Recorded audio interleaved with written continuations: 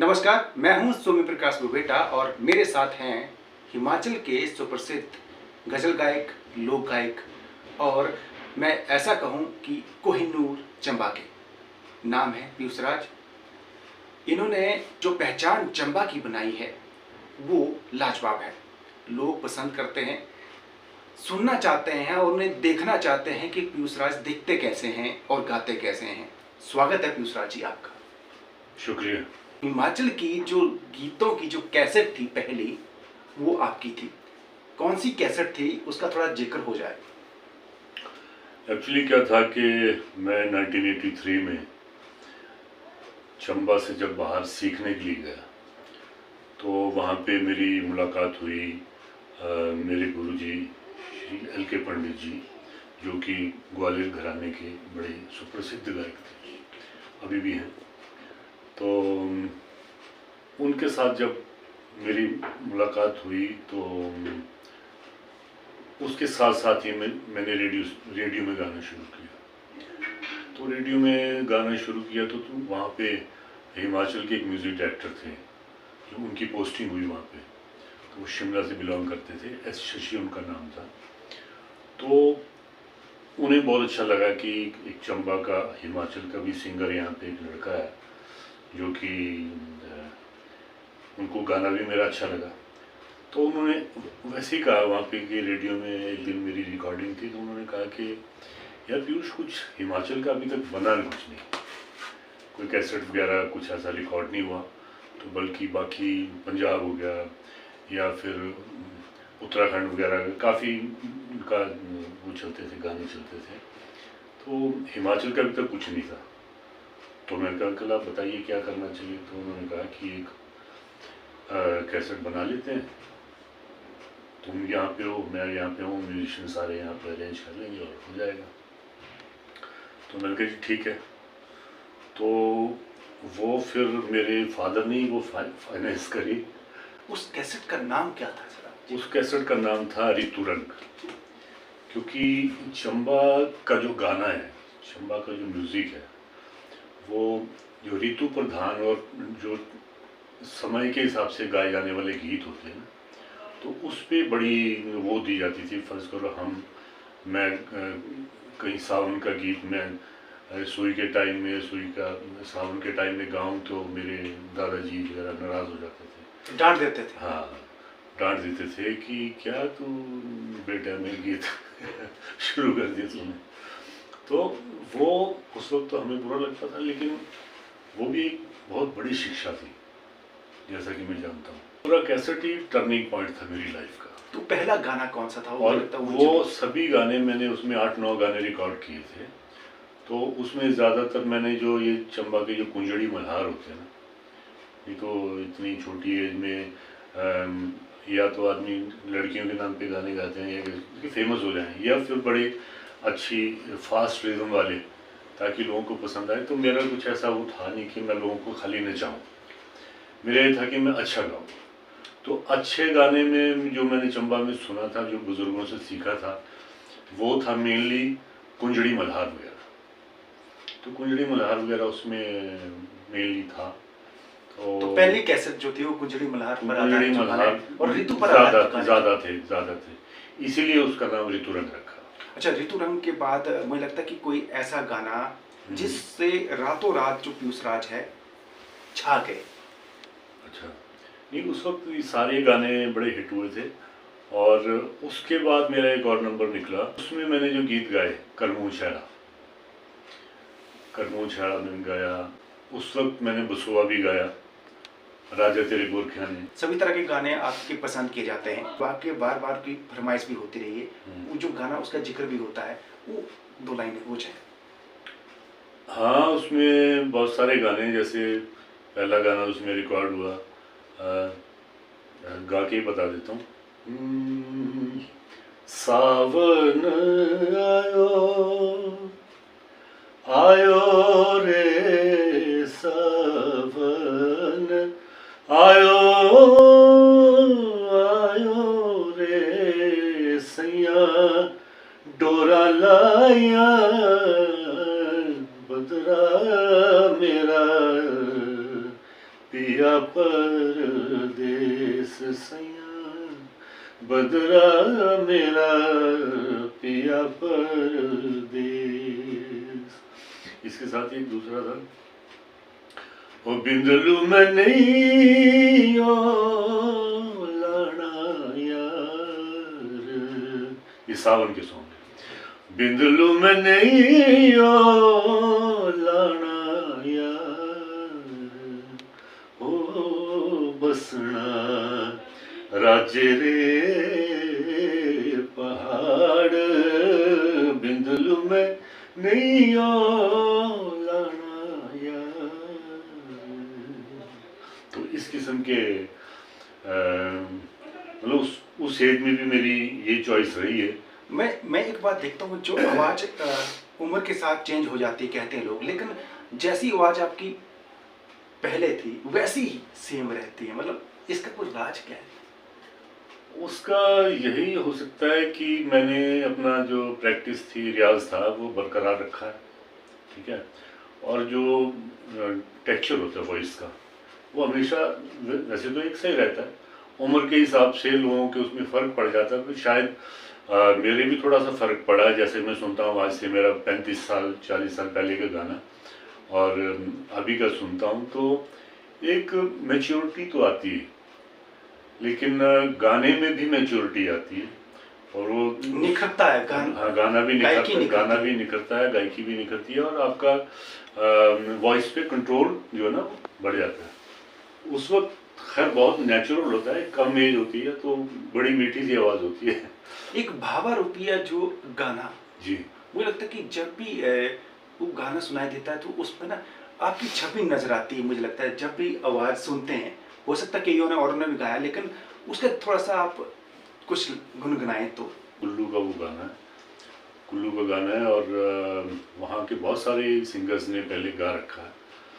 तो लेकिन जब मेरी आवाज़ में वो रिकॉर्ड हुआ तो वहाँ की जो पब्लिक थी उनको कुछ डिफरेंट लगा, और उसमें म्यूज़िक था वो बड़ा खूबसूरत था बहुत। बालकृष्ण शर्मा एक म्यूज़िक डायरेक्टर है, हमारे दोस्त हैं, उन्होंने म्यूज़िक किया था, और वो उसमें एक ख़ास जो उसमें सितार वगैरह का इस्तेमाल हुआ था। और जो कोरस उसके लिए कोरस यहाँ चंबा से ही लड़कियाँ गई थी, कोरस के लिए लड़के लड़कियाँ चंबा से गए थे, तो उसका एक ख़ास किस्म से उन्होंने रिकॉर्ड किया था उसको। भावा रुपये ओ खेला दिए से मेरी, भावा रुपये हो खेला दिए से मेरी, भावा रुपये। तो ये बड़ा ट्रेडिशनल सॉन्ग है।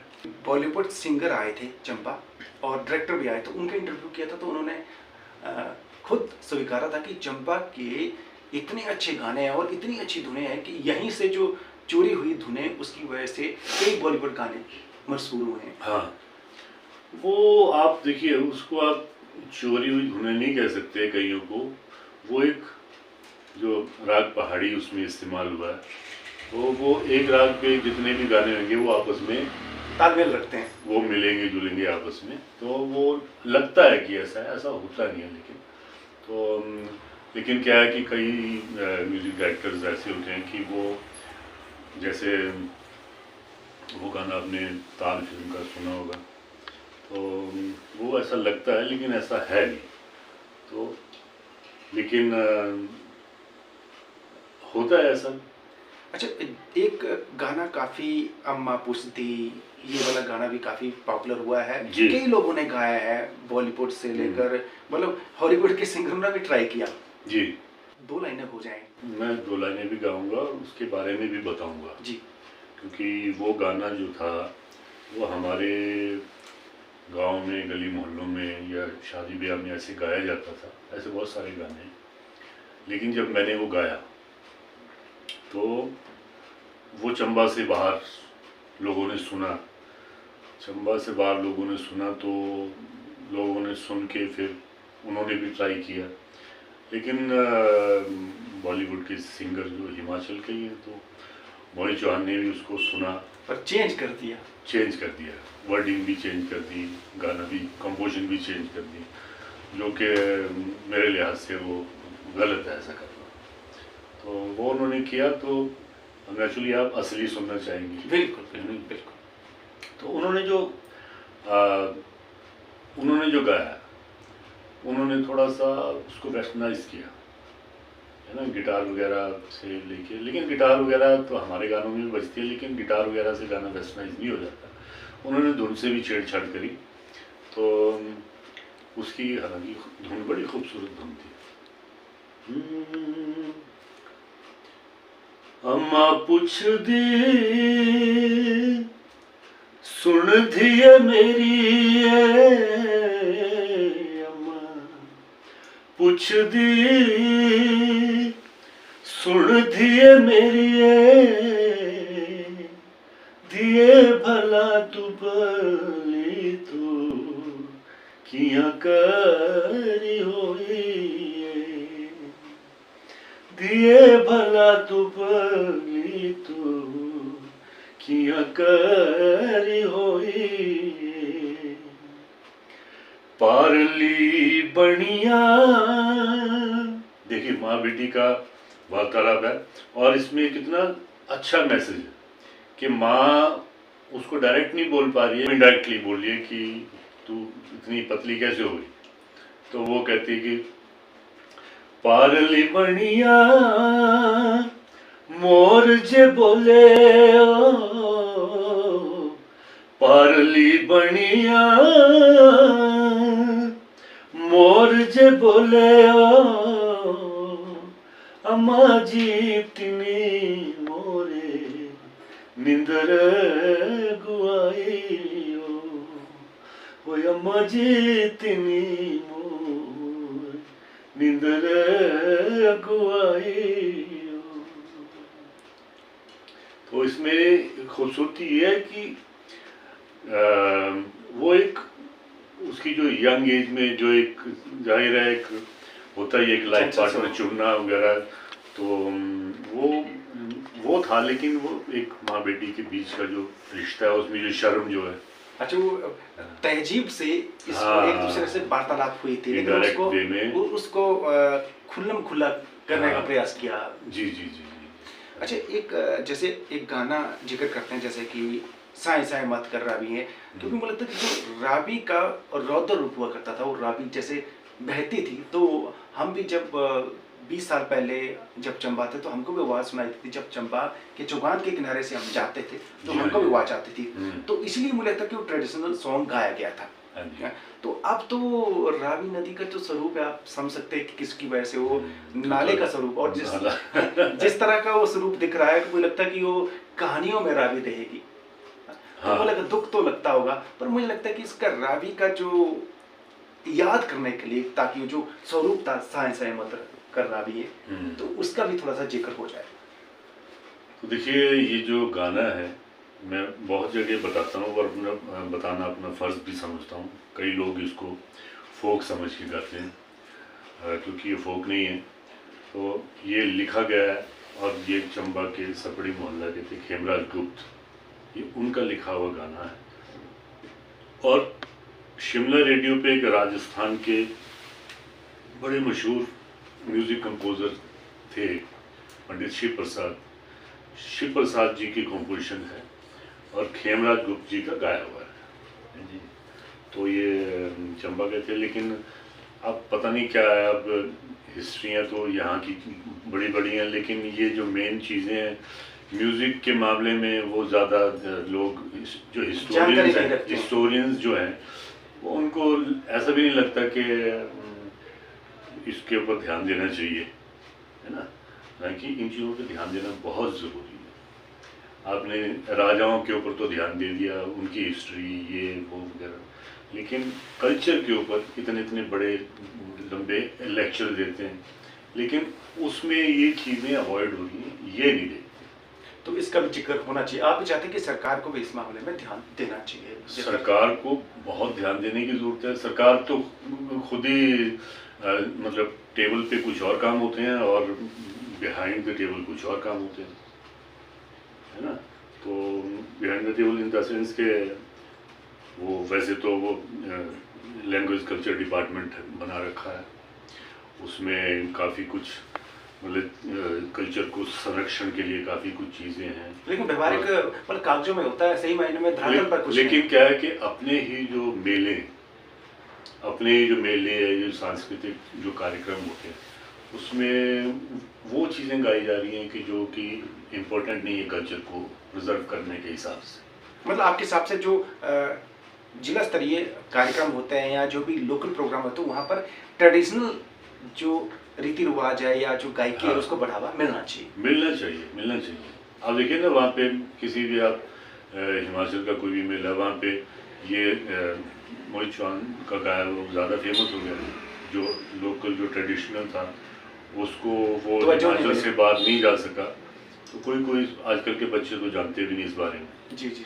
तो वहाँ पे कोई भी बच्चा मेले में गाता हुआ दिखेगा तो उनको हालांकि बड़ी हैरानी होती है कि एक सिलेक्शन कमेटी बैठी होती है जो मेलों के लिए बच्चे सेलेक्ट करती है, ऑडिशन लेती है, तो उसमें वो कभी मना करके राजी नहीं कि ये मत गाओ यार, ये तो हमारे ट्रेडिशन से ताल्लुक नहीं रखता। नहीं, वहाँ पे वही हो जाएगा जैसे मतलब दिखावा जा रहा है। नहीं, वहाँ पे क्या हो जाएगा, सुन दिया मेरी, मतलब बेड़ा गर्क कर दिया। आप देखो ना फिर हो जा जैसे माए नी मेरी जम्मुए तेरा चंबा है कितनी दूर। लेकिन जो प्रचलन में आ गया माए नी मेरी जम्मुए तेरा, नहीं जम्मू भी नहीं, कुछ वहाँ पे और ही कर दिया है, शिमले मतलब चंबा के क्या देखो वो, हालांकि वो चीज़ वैसे भी मतलब पोइट्री के हिसाब से या फिर ठीक से राइम भी नहीं हो रही, सेंस भी नहीं बन रही है। वो बड़ी सीधी सी बात थी कि जम्मू दराए चंबा कितनी की दूर, जम्मू के रास्ते चंबा कितनी दूर। हाँ नेचुरली वो अभी भी जाते भी हैं लोग नेचुरली। हाँ, तो वो सारी चीज़ें थी, लेकिन अब खाली ये चीज़ें आपको मेरे जैसे कोई समझो ऐसे लोग हैं ना इन चीज़ों से निराश लोग, हमसे ये बातें ही सुन पाएंगे आप। ये इंटरव्यू आपका सुने, उस पर कुछ असर हो तब तो कोई बात। मुझे लगता है कि जो पीयूष राज जी ने बड़ी बात कही है जी, ट्रेडिशनल गानों के साथ छेड़छाड़ नहीं होनी चाहिए। और बड़ी बात जो इन रीति रिवाजों और जो सांस्कृतिक पारंपरिक गानों से जुड़े लोग हैं उनको तवज्जो मिलनी चाहिए। जी, हमने कई मंचों में देखा है कि नए नए बच्चे आते हैं और मतलब लोकल मेलों में अंग्रेजी गाने और रैप सॉन्ग ठीक है, लेकिन जो लोकल लोग हैं जो पारंपरिक गानों को तवज्जो देते हैं उनको भी तवज्जो मिलनी चाहिए, तभी तो हमारी संस्कृति बची रहेगी। मुझे लगता है कि आजकल एक बड़ी सुकून देने वाली बात मुझे ऐसी लग रही है कि आजकल पहले पंजाबी गाने या बॉलीवुड गाने शादी ब्याहों में सुनने को मिलते थे, लेकिन एक सुकून देने वाली बात अब ये है कि अब पहाड़ी गाने सुनने को मिल रहे हैं। इससे तो थोड़ा सा आपको सुकून मिलता होगा। पहाड़ी गाने तो पहले भी सुनने को मिलते थे, लेकिन अब ज्यादातर एक्चुअली मुझे लगता है कि कुछ आप सिंगर आप समझते नहीं, ऐसा नहीं है। पहले भी सुनने को मिलते थे, अभी भी मिलते हैं।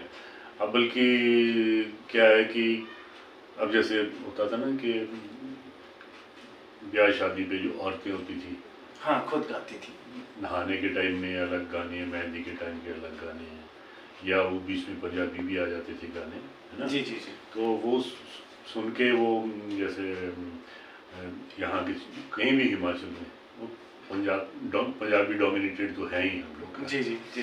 तो लेकिन हम लोग ये नहीं समझते कि हमारा कल्चर अपने आप में कितना रिच है। बिल्कुल, हम लोग थोड़ा सा कॉम्प्लेक्स में रहते हैं कि शर्म महसूस करते हैं। मुझे ऐसा फील हुआ। मैंने किसी को पूछा, मैंने कहा यार मेरे को 40 साल दिल्ली में रहते हो गए और मैं यहाँ पे आता हूँ तो मैं चमयाली बोलता हूँ, दिल्ली में मैं अपने घर पे चमयाली बोलता हूँ,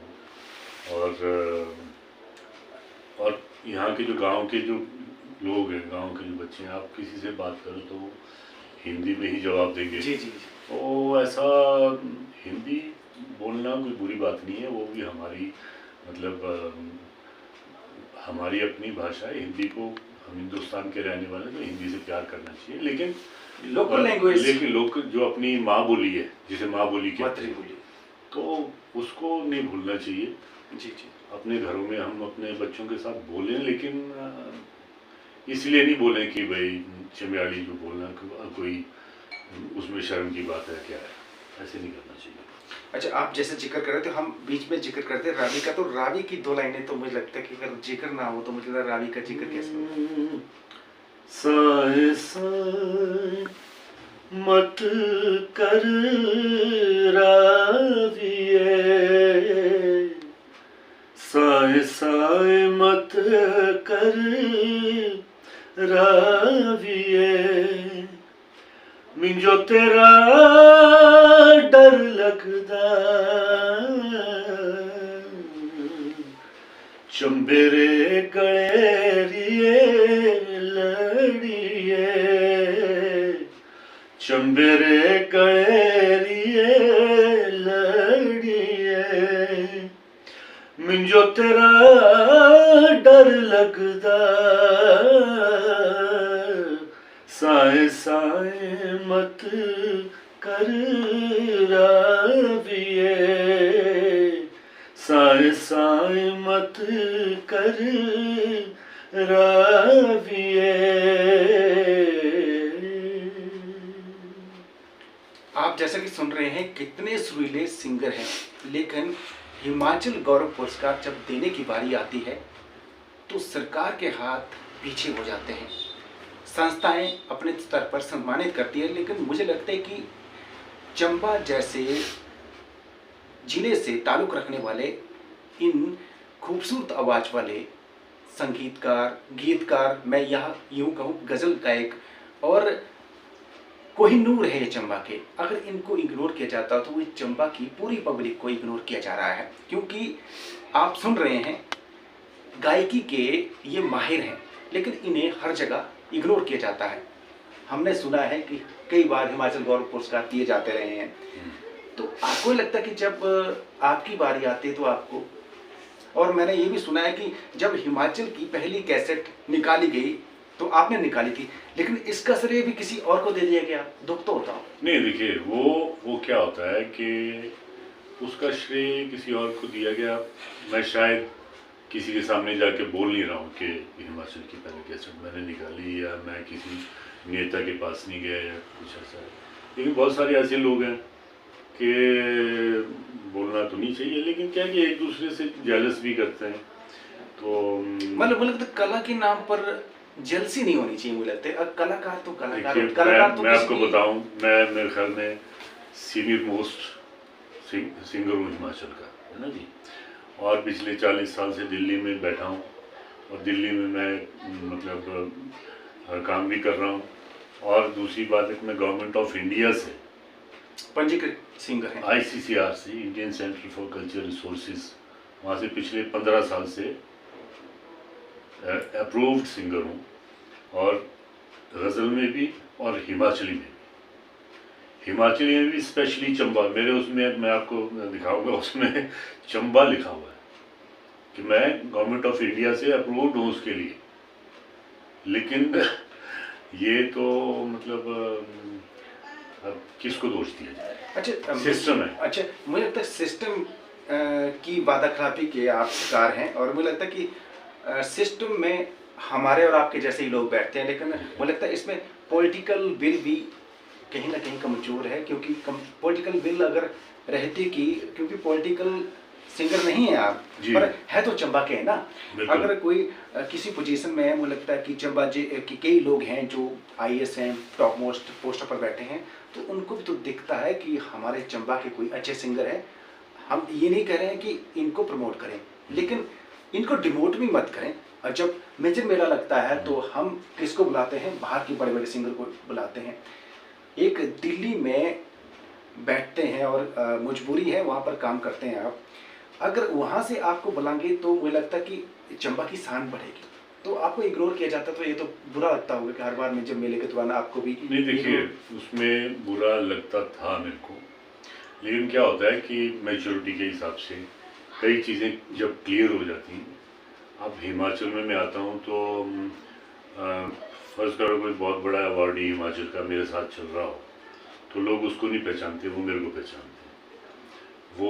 वो मेरे पास आते कि सर आपके साथ फोटो लेना है। तो मतलब वो बहुत बड़ी मतलब तमाचा है, कईयों के मुंह पर तमाचा है। उससे क्या होता है कि मैं तो हमेशा यही कोशिश करता हूँ कि जो भी मेरे पास या जितने भी अभी अब उसके बावजूद मैं अपना फ़र्ज समझता हूँ कि जो आजकल के जो बच्चे गा रहे हैं वो मुझे जानते भी हैं और मुझसे बात भी करना चाहते हैं और मुझसे वो कई चीज़ों की हेल्प भी लेना चाहते हैं।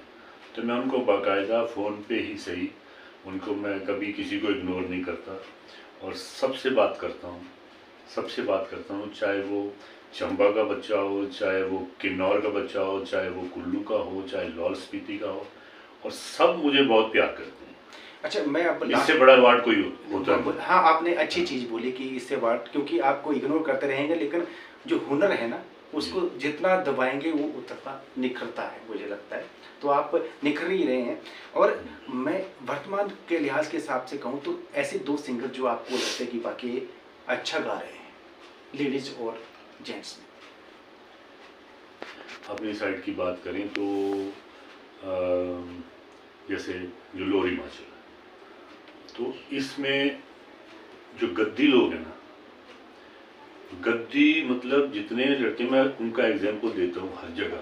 सुनील राणा बहुत अच्छा गाता है और ऐसे बहुत सारे, एक अजय भरमौरी बहुत अच्छा गाता है और भी भरमौरी के नाम से बहुत सारे सिंगर हैं। दो टोक ये भी पूछेंगे कि जो चंबा के नए सिंगर है उनको कोई मैसेज, ताकि वो अपने कल्चर से भी जुड़े रहें और चंबा का भी मान बढ़ाएं। चंबा के जो सिंगर्स हैं उनको मैं सिर्फ इतना ही कहूँगा कि अच्छा गा रहे हैं, मैं उनके कोई नाम नहीं लूँगा, लेकिन क्या है कि उनका ध्यान सिर्फ लोगों को डांस करवाने और वहाँ और ज़्यादा से ज़्यादा प्रोग्राम पकड़ने की तरफ है ना। तो असली गाना वो नहीं होता, इतना तो आपको भी पता है, ठीक है। एक गाना होता है सुनने का, उसे गाना कहते हैं। एक जो सिर्फ देखने का गाना होता है उसको गाना नहीं कहते, है ना।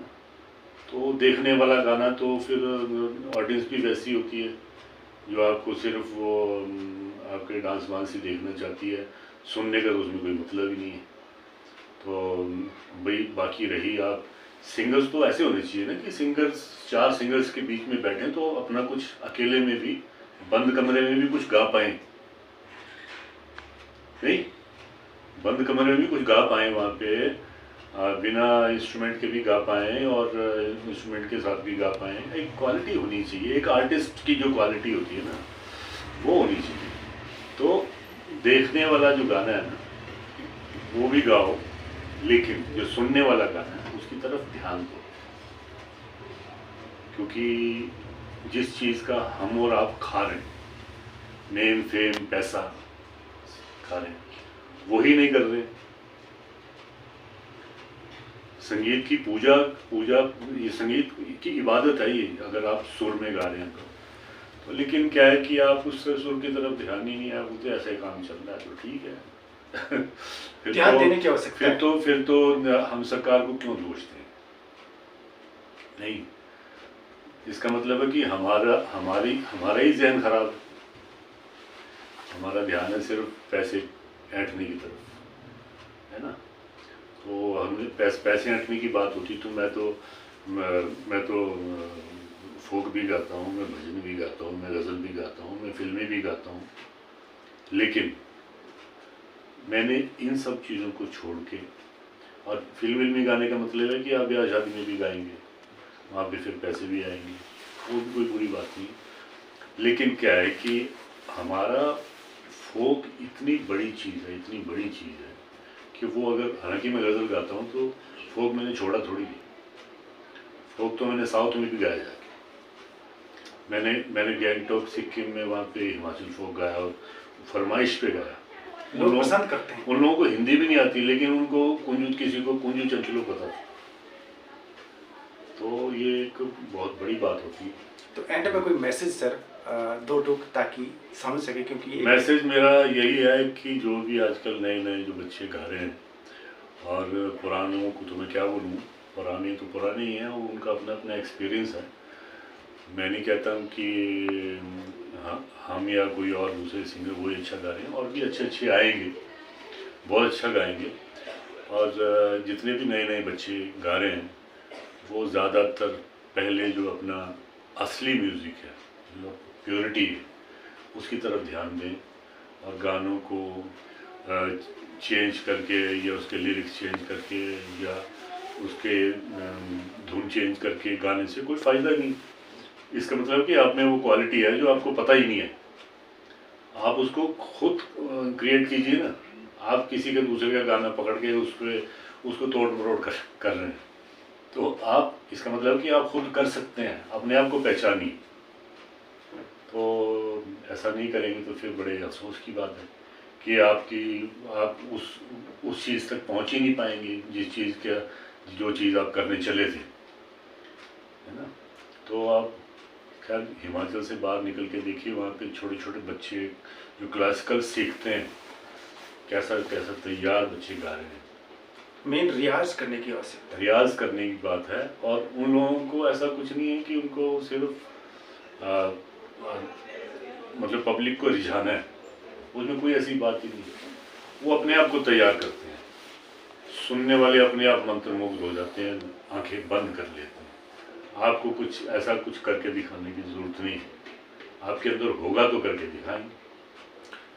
तो ये थे पीयूष राज जी। मुझे लगता है कि एंड में दो लाइनें, अभी जिक्र किया कि मैंने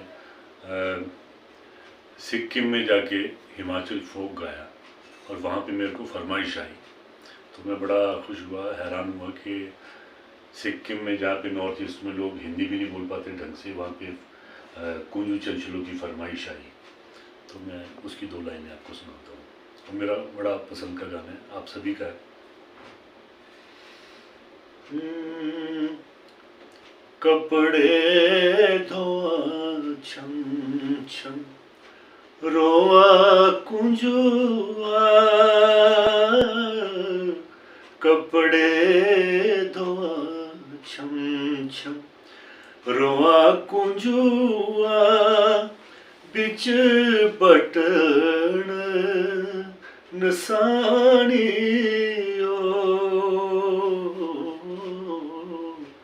मेरी ये जिंदे बिच बटन नसानियो, ओ बटना रगम मत करे चंचलो, बटना गम मत करे चंचलो, चंबे चांदी बतेरी हो, मेरी ये जिंदे चंबे चांदी बतेरी हो, मेरी ये जिंदे चंबे चांदी बतेरी हो। बहुत बहुत धन्यवाद। तो ये थे पीयूष राज जी। अगली बार हम नई शख्सियत लेके आएंगे, तब तक के लिए धन्यवाद।